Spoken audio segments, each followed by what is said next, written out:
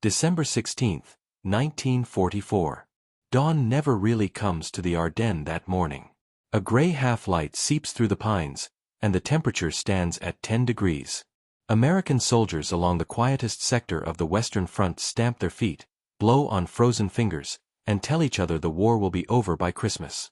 At 5:30 a.m. the forest erupts. 1,000 German guns open at once. Shells rip the treetops.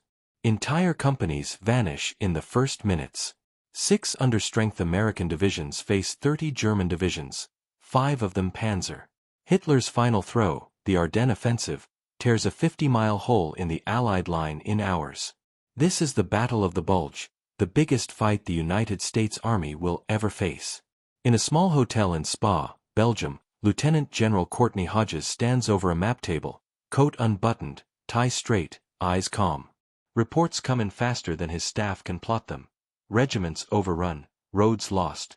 2 regiments of the 106th Division already marching into captivity. Some generals talk retreat. Some talk disaster. Hodges says almost nothing. He just traces one finger across the map and quietly orders the First Army to stand fast. Then he picks up the telephone and calls the one man crazy enough to save the day, George S. Patton. Courtney Hodges is not loud. He is not colorful. He is a soldier's soldier, started as a private, flunked the West Point exam, earned his stars the hard way. Men who serve under him say he never raises his voice, never wastes a word, and never asks anyone to hold ground he wouldn't hold himself. On the morning of December 17, while panic ripples through Allied headquarters, Hodges makes 2 decisions that will decide the battle. First, he refuses to give up the Elsenborn Ridge in the north. He tells the battered 2nd and 99th Divisions, "Hold that ridge or the whole First Army goes under." 19- and 20-year-old kids dig in with frozen hands and stop 5 German panzer divisions cold. Second, he calls Patton. The conversation is short. "George, I need you to counterattack north and hit the bulge in the flank." "How soon?" 48 hours after I get the order." "That's not soon enough." "Then give me the order now." Hodges gives it. 200 miles south, Patton is already moving. He turns 3 corps, 6 divisions, 250,000 men, 90 degrees in a blizzard. Tank engines scream, bridges go up under fire, and Patton drives his staff like a man possessed. Back in the Ardennes, American soldiers fight with everything they have. In the little village of Lanzerath, 1 intelligence platoon of 18 men and 4 forward observers hold off an entire German parachute battalion for 20 hours. When they finally run out of ammunition, only 1 American is wounded. The Germans lose over 400. At St. Vith, the 7th Armored Division arrives after a nightmare march and throws itself across the German path.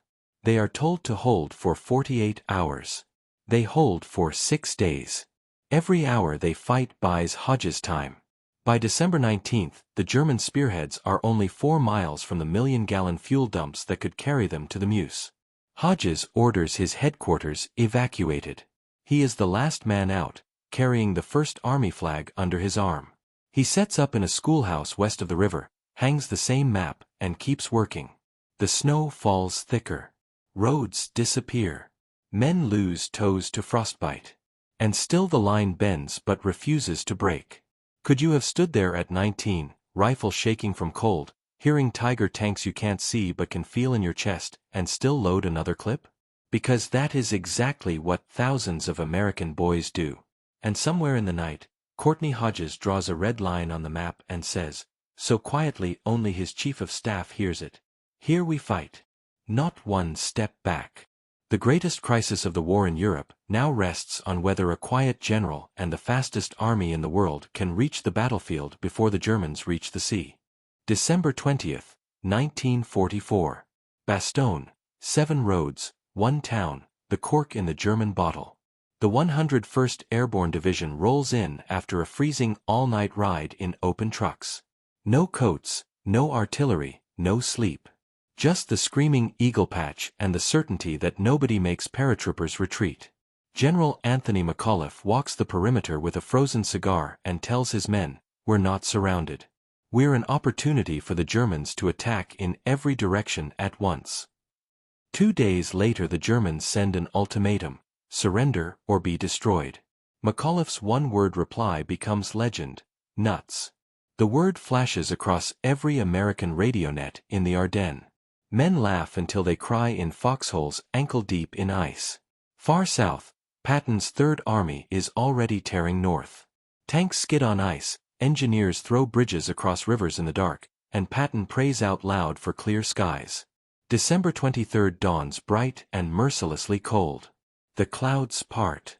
American fighter-bombers own the sky. On the ground, Creighton Abrams and the 4th Armored Division drive like madmen, 30 miles in 48 hours through German rear guards. Inside Bastogne the temperature drops to 14 below. Men burn floorboards from houses to stay alive. A medic treats friend and enemy alike in a church cellar lit by candles. A private from Chicago writes his mother on a scrap of cardboard, "Tell everybody back home we're still here. Still fighting. Still winning." Christmas Eve. German artillery pounds the town without pause. Tracers stitch red lines across the black sky. Someone finds a harmonica and plays Silent Night while shells burst overhead. Christmas morning the final German assault hits from 3 sides. SS Panzers, infantry screaming through the snow, rockets that sound like the end of the world. The 101st holds. At 4:50 p.m. on December 26, the lead tank of the 4th Armored, Jumbo Sherman named Cobra King, crashes through the last roadblock west of Bastogne. Paratroopers run out cheering, bearded, ragged, alive.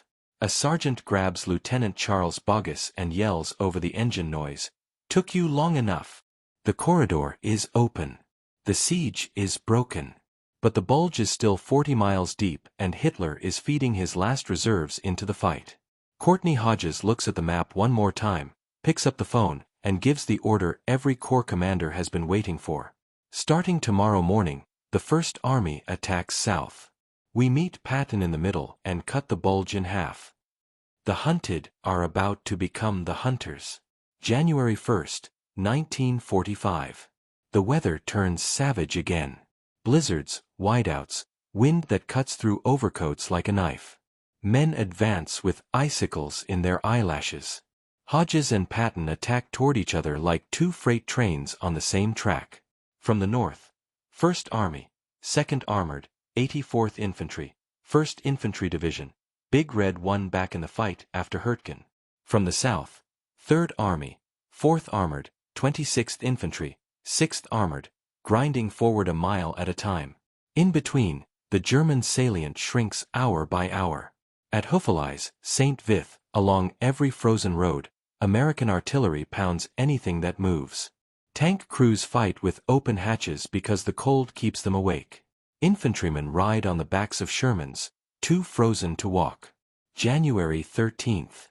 Forward patrols report hearing each other's radios across the snow. 2 armies, 1 goal. January 16th. Outside Houffalize, a lieutenant from the 84th Division shakes hands with a sergeant from the 11th Armored. The bulge is severed. Over 100,000 Germans are now trapped west of the Our River. The retreat becomes chaos. Abandoned tigers frozen in ditches. Horses dead in the snow. Whole divisions disintegrate. By January 28, the last German is driven back across the original line. The Ardennes is American again. The cost is terrible: 81,000 American casualties, 19,000 dead.